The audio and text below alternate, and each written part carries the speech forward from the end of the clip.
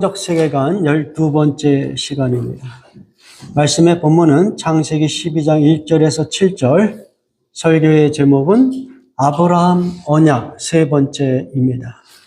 창세기 1장에서 11장 전반부에서는 하나님이 우주와 인간을 창조하시고 인간의 기원에 관한 보편적 역사를 다루고 있습니다. 하나님은 아담과 노아와 언약을 맺음으로 인간을 구원하시는 계획과 열심을 보여주셨습니다.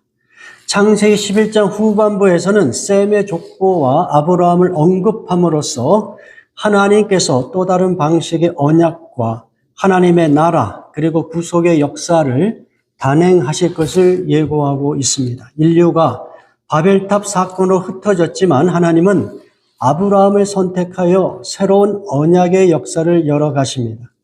이로써 인류는 하나님을 배반하는 흐름에서 하나님의 계획 속으로 다시 초대되는 계기가 마련되었습니다. 아브라함은 하나님의 부르심에 순종하여 고향과 친척을 떠나 미지의 땅으로 떠났습니다.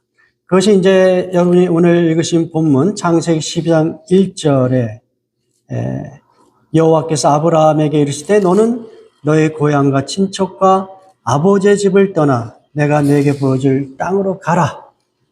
이 명령을 아브라함은 그대로 순종하여 자기의 그 본토, 또 친척을 떠나서 미지의 땅, 결국은 그 땅이 이제 가나안 땅이 되는데요. 그 땅으로 들어가게 되는 것이죠. 그러니까 아브라함을 우리가 이제 믿음의 조상이라고 이야기하는데 그 아브라함의 삶의 그 전체적인 그 모습을 보면은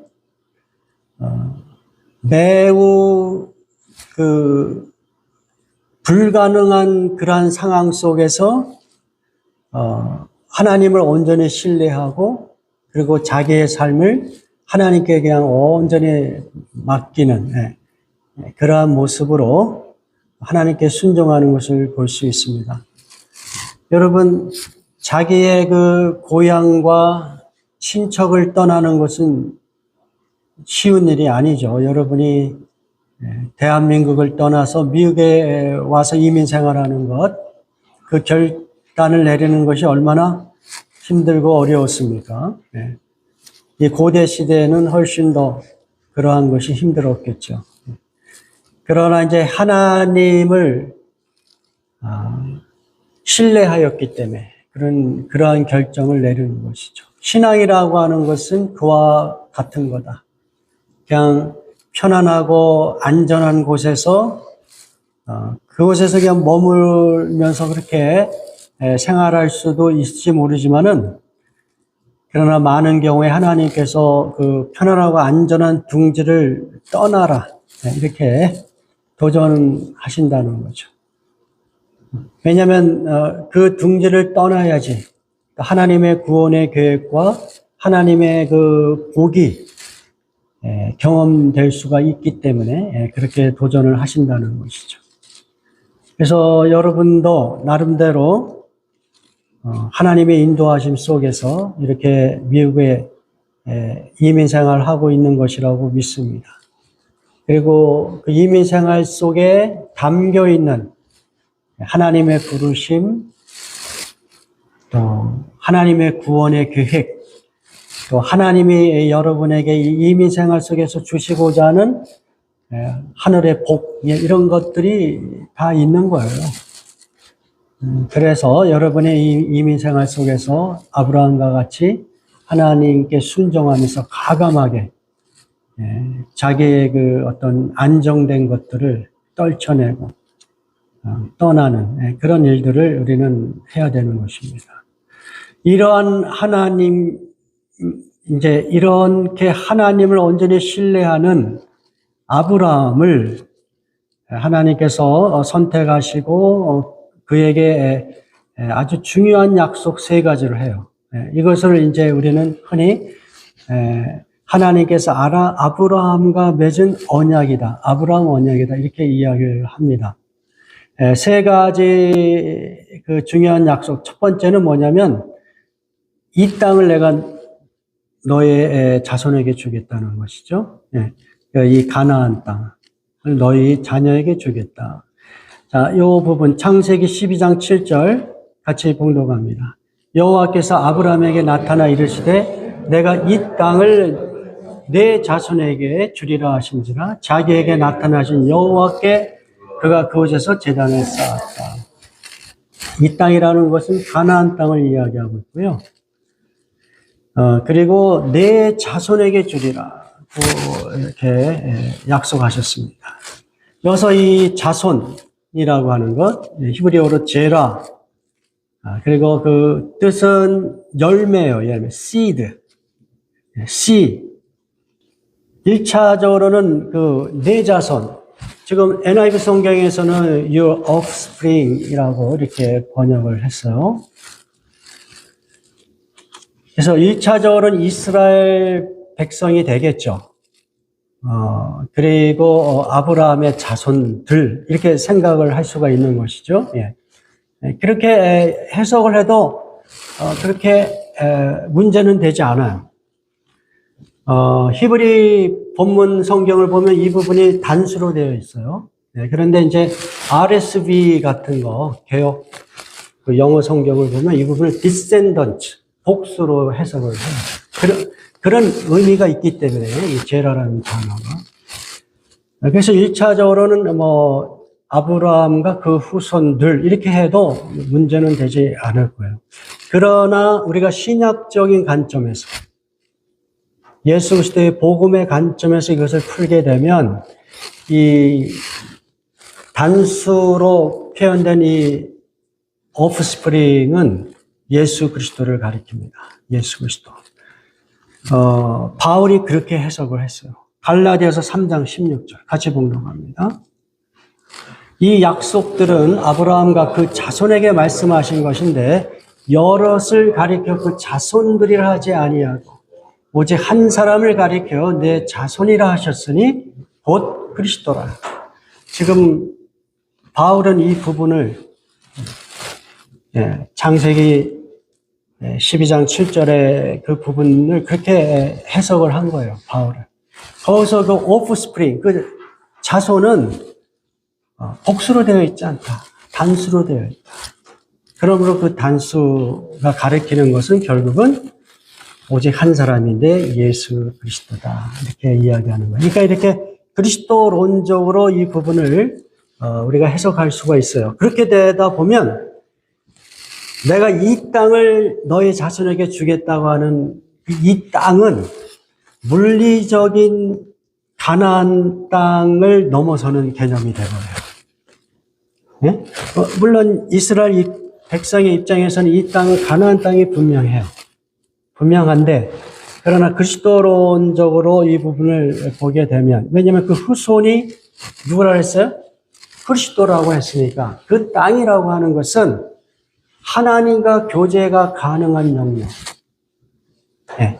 현재 이 땅에 사는 모든 크리스찬들에게는 예수 그리스도를 믿고 하나님과 교제할 수 있는 그 어떤 영적인 땅을 이야기해요. 예. 하나님의 나라를 이야기하는 거예요. 그러니까 율법 시대에 머물러 있거나 예수 그리스도를 믿지 않는 사람들은 여전히 가나안 땅, 팔레스타인이 무슨 그곳에 예수님이 반드시 오셔야 되고 그곳을 지켜야 되고 그곳에 제3의 성전을 지어야 되고 이런 개념을 가질 수 있을지 모르겠어요. 그러나 제가 볼 때는 가나안 땅이나 팔레스타인은 더 이상 그런 개념이 아니라 예수 그리스도가 오심으로 그 땅의 개념은 매우 영적인 개념이다. 하나님과 교제할 수 있는 어떤 그 공간을 표현하고 있는 것이다. 네. 그렇게 여러분이 이 부분을 해석할 수가 있습니다. 그러니까 하나님께서 아브라함에게 주신 이 약속을 통하여 우리가 기대할 수 있는 것은 예수 그리스도를 통하여 하나님과 교제할 수 있는 그 릴레이션십을 만들어주는 그런 개념으로서의 땅을 약속하신 것을 우리가 생각해 볼 수가 있는 것입니다. 두 번째, 아브라함을 통하여 큰 민족을 이루시겠다고 이야기하고 있습니다. 우리가 아는 바와 같이 결국 이 하나님의 약속대로 아브라함을 통하여 이스라엘 민족이 형성이 되고 또 예수 그리스도의 오심으로 예수 그리스도를 믿는 자들은 다 누구의 그 영적인 후손이 되어 아브라함의 영적인 후손이 되는 거예요. 그런 차원에서 보면 하나님께서 아브라함에게 약속하신 이 말씀은 그대로 성취가 되는 것이죠. 너를 통하여 큰 민족을 이루어내겠다. 세 번째 약속은 뭐냐면 너를 통하여 모든 민족이 모든 족속이 복을 받게 하겠다. 그 이야기를 해요. 창세기 12장 3절 같이 봉독합니다. 너를 축복하는 자에게는 내가 복을 내리고 너를 저주하는 자에게는 내가 저주하리니 땅의 모든 족속이 너로 말미암아 복을 얻을 것이라. 여기서 보면 아브라함이 이 복을 주는 그런 어떤 그 채널과 같은 그런 역할을 하잖아요. 네? 채널과 같은 역할을 해요. 너를 통해 복이 이제 흘러가는 거예요. 그런데 이제 이 복은 또 1차적으로는 아브라함 개인과 그 후손들이 누리는 이 땅에서 누릴 수 있는 복, 뭐 이런 것들을 생각할 수 있겠죠. 그러나 이것도 결국은 이 복은 궁극적으로는 예수 그리스도 안에서 성취될 복을 이야기하고 있는 거예요. 네. 그래서 이 복은 궁극적으로 예수 그리스도를 가리킬 수도 있어요.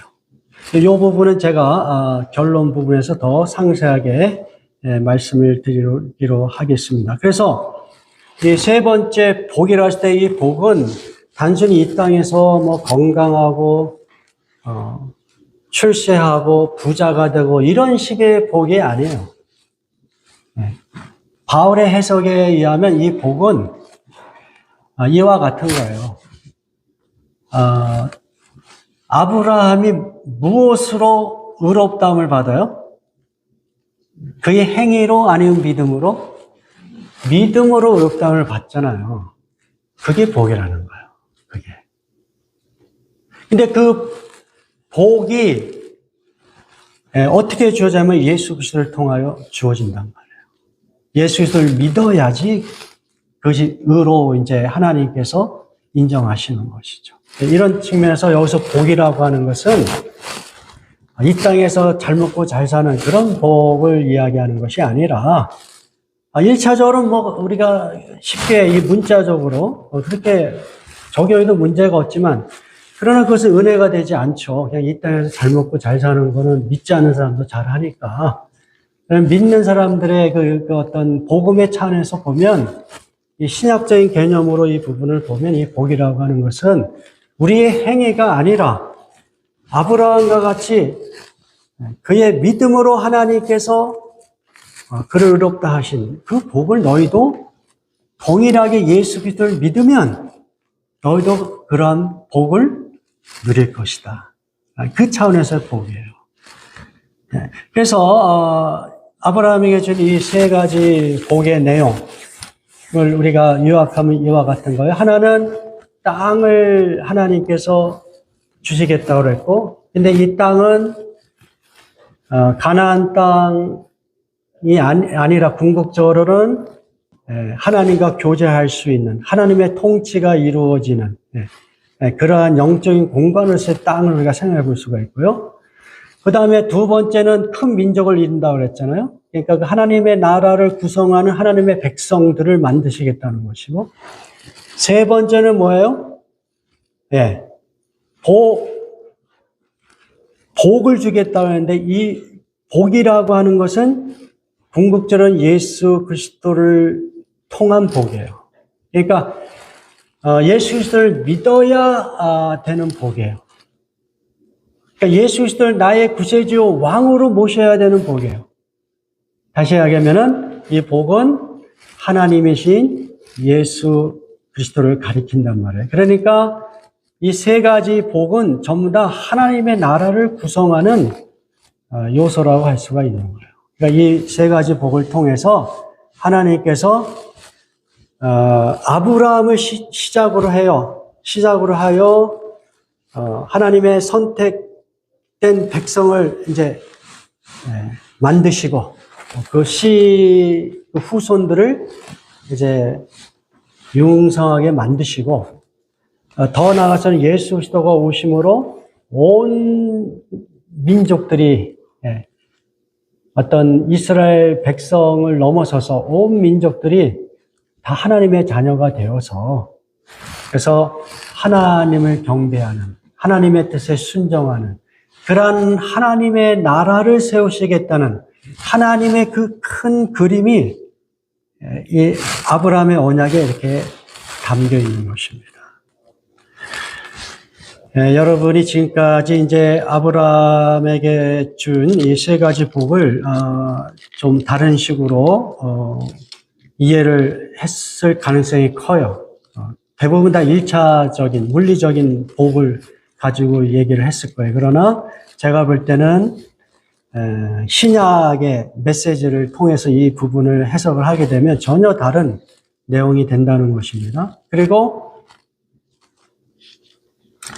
이 12장에서 언급한 언약은 창세기 15장에서 하나님이 이 언약을 반드시 지키시겠다고 스스로 그 언약을 맹세하시는 언약식을 체결하십니다. 창세기 15장에 보면 그 부분 우리 같이 봉독하겠습니다. 창세기 15장 17절에서 18절 같이 봉독합니다. 해가 져서 어두울 때에 지금 거기에 안 나와 있나요? 여러분에게 한번 오픈해 보세요. 성경을 창세기 15장 17절에서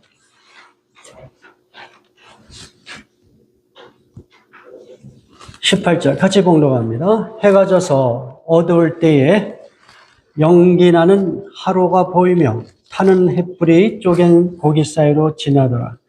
그날에 여호와께서 아브라함과 더불어 언약을 세워 이르시되 내가 이 땅을 애굽 강에서부터 그 큰 강 유브라데까지 내 자손에게 주겠다 이렇게 약속을 하시죠. 여기서 보면은 그 당시 고대 사회에서 언약을 맺는 그 간습을 쫓아서 언약식을 하는 것을 우리가 생각해 볼 수가 있는데요. 짐승의 그 시체를 반으로 쪼개고 그 시체 사이로 햇불이 지나가는 그런 언약식을 체결하세요. 이건 무엇이냐면 이 언약을 맺은 그 당사자들은 언약을 지키지 않을 때는 이 짐승과 같이 어떻게 해요? 그 시체가 반으로 쫙 쪼개듯이 그렇게 큰 어떤 죽음과 같은 책임을 져야 될 것이다. 이런 측면에서 짐승을 쪼개고 언약을 맺는 것을 우리가 생각해 볼 수가 있어요. 그래서 하나님의 그 일방적인 약속이지만 하나님께서 일방적으로 아브라함에게 찾아오시고 아브라함에게 명령하시고 아브라함을 그 일방적으로 오셔서 약속하시는 그 하나님을 온전히 신뢰하고 이런 어떤 언약의 관계 속에서 하나님께서 스스로에게 맹세하시는 거죠. 야, 내가 너에게 이야기하는 이 하나님 나라를 형성하는 이 모든 세 가지 복을 반드시 지킬 것이다. 그런 차원에서 햇불이 쪼갠 고기 사이로 지나가는 이러한 그 언약식을 우리에게 보여주고 계시는 것입니다. 그리고 창세기 17장에서는 하나님께서 아예 이 아브라함의 그 이름을 바꿔버리잖아요. 아브라함을 아브라함으로. 네, 아브라함이라는 단어의 뜻은 exalted father, 존경받는 아버지라는 의미가 있다면, 아브라함은 father of a multitude, 그러니까 그 많은 민족들의 아버지라는 의미를 갖고 있는 그 아브라함으로 너의 이름을 바꾸겠다고 말씀하시고, 또 그의 아내 사레를 사라로 바꿔주십니다. 사레는 my princess 이런 의미가 있어요. 근데 이제 사라로 바꿈으로써 그냥 프린세스가 돼요. 그 이야기는 열국의 어머니로 만들겠다는 그 하나님의 의지와 또 그들에게 너희는 그러한 정체성으로 살아라. 단순히 한 가정에 존경받는 그런 아버지의 어머니가 아니라 하나님께서 성취하실 그 미래를 기대하면서 그 믿음으로 너의 정체성을 갖고 살라고 하나님께서 이름을 바꾸라고 하시고요. 그리고 모든 남자에게 언약의 표징으로 할례를 행하도록 이렇게 명령하셨습니다. 네, 그리고 실제로 지금까지 우리가 다 이야기한 바와 같이 하나님께서는 아브라함에게 준 이 세 가지 언약을 다 성취하시죠. 예, 이스라엘 백성에게는 가나안 땅을 그리고 이스라엘을 큰 민족으로 만드셨어요. 더 나아가서 예수 그리스도를 통하여 모든 민족이 아브라함의 자손이 되는 그런 큰 민족을 이루게 하셨어요. 그리고 또 세 번째 복대로 예수 그리스도가 이 땅에 오셔서 예수 그리스도를 믿는 자들이 다 하나님의 자녀가 되고 아브라함의 후손이 되는 그러한 구원의 길을 하나님께서 만들어 내셨습니다. 이제 말씀을 마무리하겠습니다. 지금 아브라함의 그 언약을 통해서 우리는 두 가지를 적용할 수 있으라고 생각해요. 하나는 뭐냐면 이제 하나님께서 인간을 구원하기 위하여 아브라함이라는 사람을 일방적으로 선택하신다는 거죠. 그를 통하여 이스라엘이라는 어떤 선민을 형성하시고 또 그 선민의 후손으로 예수 그리스도가 오시게 하는, 그리고 예수 그리스도를 통하여 온 민족들이 구원받게 하는 이런 하나님의 그 주권적인 섭리, 하나님의 선택, 이런 것들을 생각해 볼 필요가 있는 것입니다. 왜 하나님이 아브라함을 택했습니까?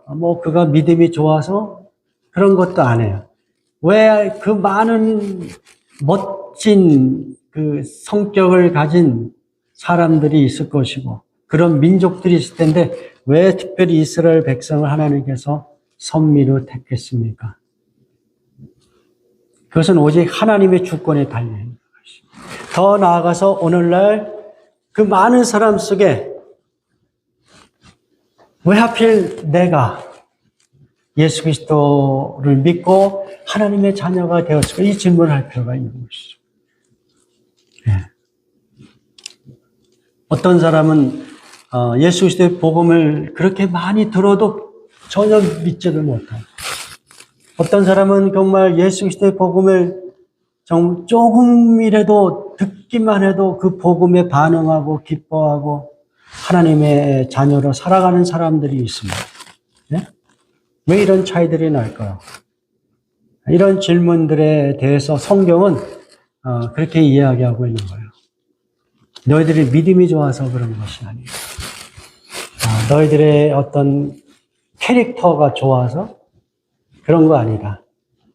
하나님이 주권적으로 너희들을 선택했기 때문이다. 네, 그 이야기를 하고 있는 거예요. 놀라운 메시지죠. 바울이 그 이야기를 이렇게 합니다. 에베소서 1장 3절에서 6절. 같이 봉독합니다.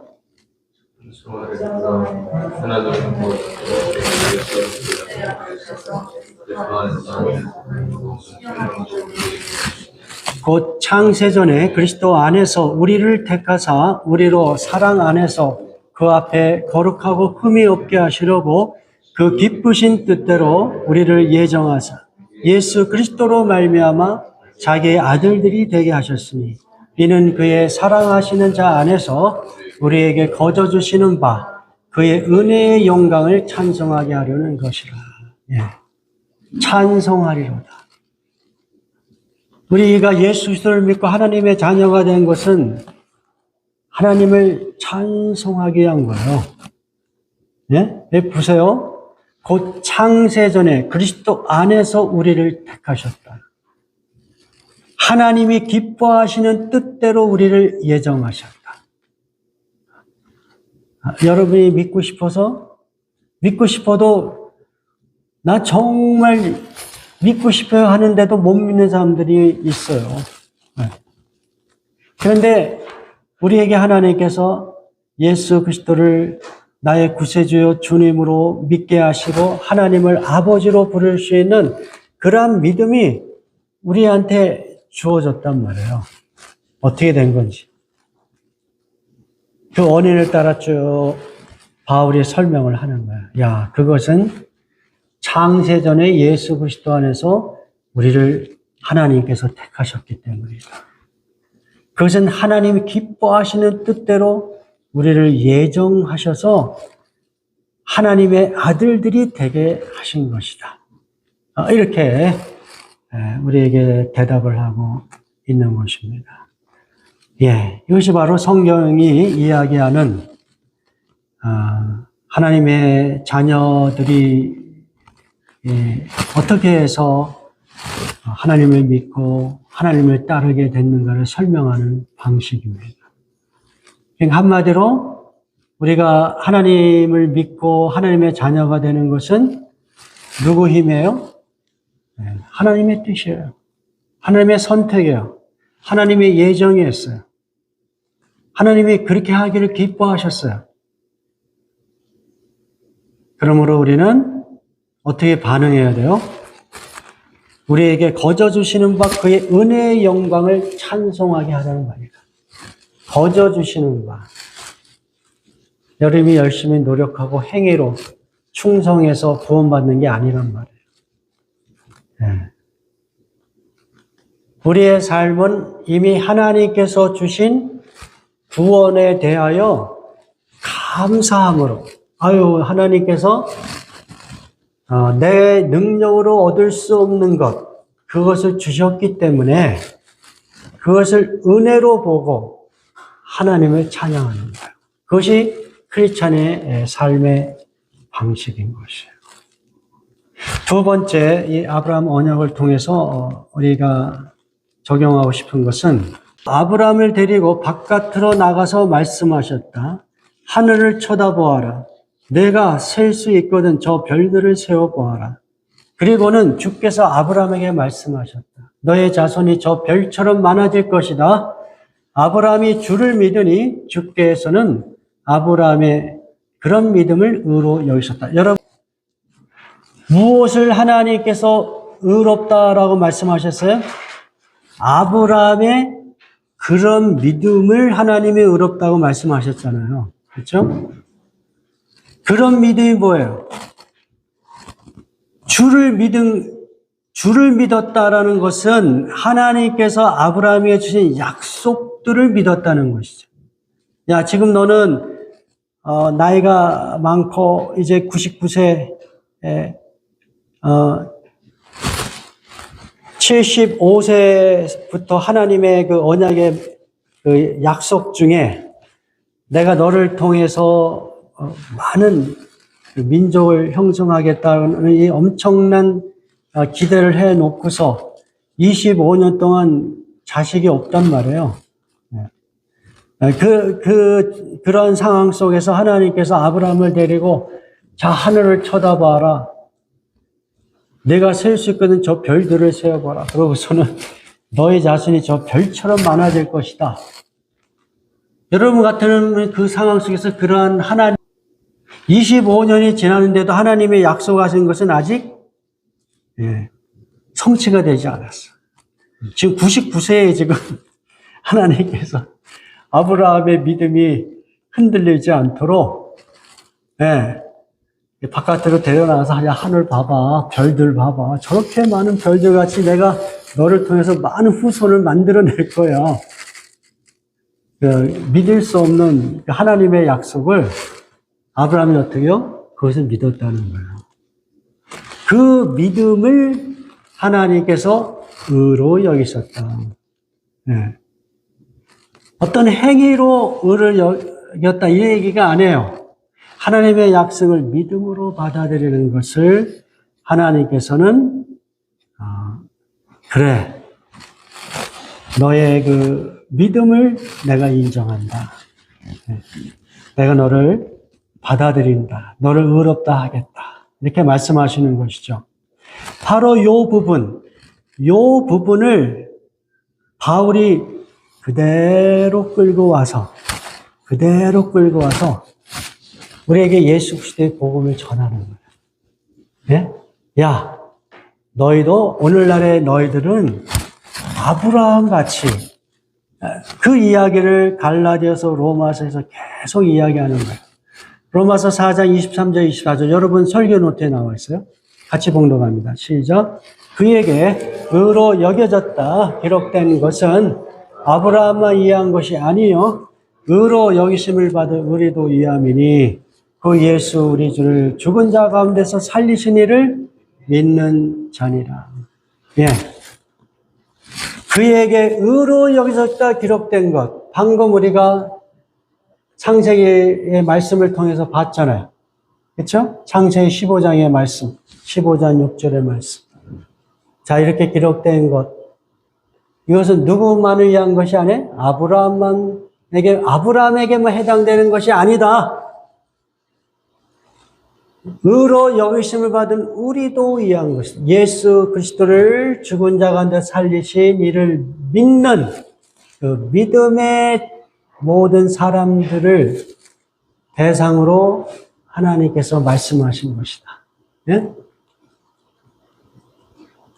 아브라함에게 하나님께서 보여주신 그 믿음의 본질이 오늘날 예수 그리스도를 모시고 믿는 모든 성도들에게 그대로 동일하게 적용돼야 된다는 것을 바울이 강조하고 있는 거예요. 무슨 이야기입니까? 예수님 당시 또 초대교회만 해도 유대인들은 계속해서 모세의 율법만 가지고 하나님의 구원을 이야기한단 말이에요. 오늘날에도 사람들이 열광하는 어떤 삶의 방식, 이런 것은 반드시 이루어야 되고, 이런 것은 반드시 순종해야 되고, 사람들이 요구하는 그 여러 가지 율법이 있단 말이에요. 세상을 살아가면서, 여러분이 실패하는 것 같고, 여러분이 잘못 사는 것 같은 그런 느낌을 주도록, 세상은 끊임없이 율법적인 개념으로 여러분의 삶을 계속해서 평가하고, 그리고 여러분의 마음을 우울하게 만들고, 열등감을 심어주고요. 또 그런 것들을 잘 따라서 행한 사람, 성취한 사람들은 어때요? 아주 우월감을 가지고, 교만하게, 자신감 넘치게, 하나님 없이도 세상을 잘 살 수 있으리라고 생각하면서 살도록 만드는 거예요. 그게 뭡니까? 다 율법이에요. 구약의 율법을 협소하게만 생각하지 말고 오늘날 이 세상에서 하나님의 그 가르침과 반대의 방식으로 여러분의 좋은 학벌과 좋은 직장과 그리고 돈을 많이 버는 그런 방식의 삶의 어떤 요구들, 이런 요구들에 여러분이 끊임없이 자기의 삶을 맞추려고 하잖아요. 이게 율법이에요. 그게 율법이에요. 자, 그런 방식으로 너희들이 구원받는 것이 아니다. 그런 방식으로 너희가 행복한 것이 아니다. 하나님께 인정받는 것이 아니다. 그건 그냥 세상에 살면서 여러분끼리 도토리키 재듯이 그렇게 살아가는 방식이고, 그러나 하나님이 의로 여기시는 방식은 무엇이냐? 하나님의 약속을, 하나님의 나라를 이루시고자 하는 그 큰 그림 속에서 하나님께서 우리에게 약속하신 것들을 믿음으로 받아들이는 것. 그래서 세상이 요구하는 율법적인 모든 것으로부터 자유한 삶의 방식으로 살아가는 것. 그것이 바로 믿음으로 의롭다함을 받는 하나님의 믿음의 본질의 가르침인 것이죠. 오늘 우리도 이 아브라함의 언약을 통해서 다시 한번 우리의 삶을 한번 돌이켜보면서 세상이 요구하는 삶의 방식이 절대적인 것이 아니라는 것을 다시 한번 인정하고, 그것은 일종의 율법이고, 그러한 것들을 다 여러분이 충족하지 못한다 할지라도 절망하지 마시고, 오직 예수 그리스도 안에서 참된 그 의로움, 참된 자유, 참된 어떤 기쁨과 행복을 여러분이 누리는 그러한 삶을 살 수 있기를 주님의 이름으로 축원합니다. 우리 다 같이 기도하겠습니다.